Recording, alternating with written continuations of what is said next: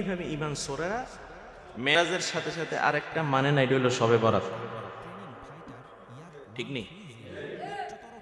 এই শবে বরাতকে তারা বলে বেদাত।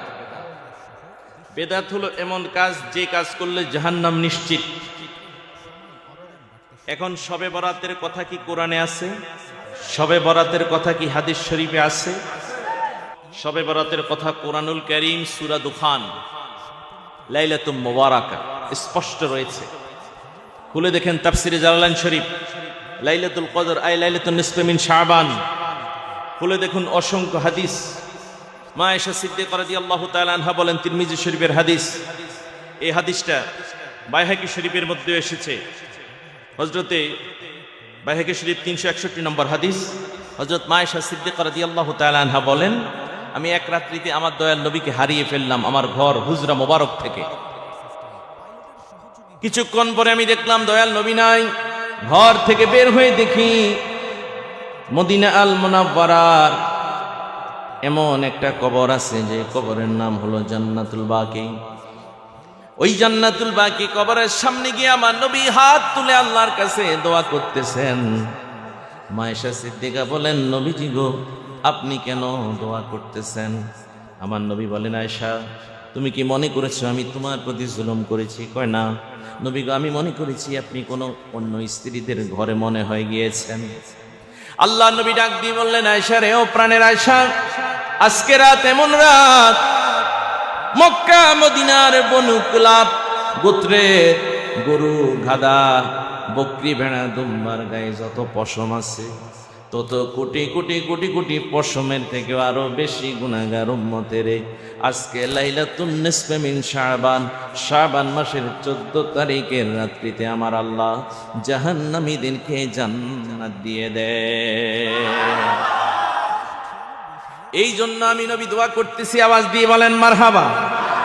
তার মানে শবে বরাত কোরআনে আছে লাইলাতুম মুবারাকা। শবে বরাত হাদিস শরীফের মধ্যে এসেছে লাইলাতুন নিসফি মিন শাবান।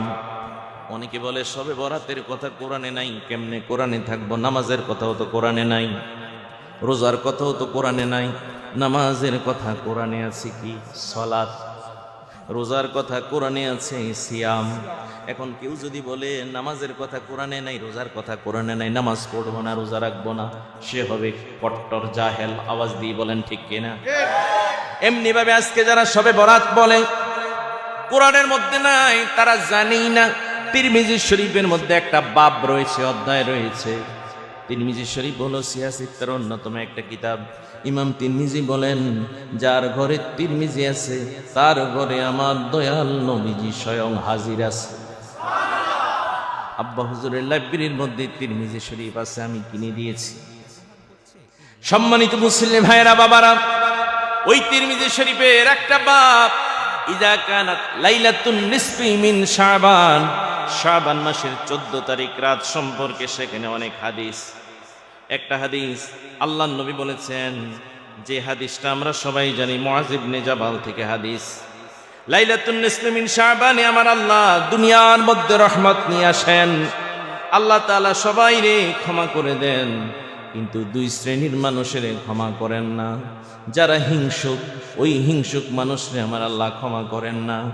আর যারা মুশরিক, আল্লাহর সাথে শিরিক করে, ওই মানুষকেও আমার আল্লাহ ক্ষমা করেন না। আওয়াজ দিয়ে বলেন সুবহানাল্লাহ।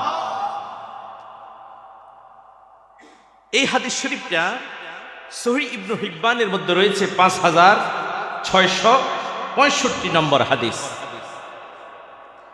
ইবনে মাজার মধ্যে বর্ণনা এসেছে, নবীজির জামাতা, আহলে বাইতের সদস্য, খাতুনে জান্নাত মা ফাতেমার স্বামী হযরত হাসান হুসাইনের আব্বাজান নাম হলো আলী ইবনে আবি তালিব।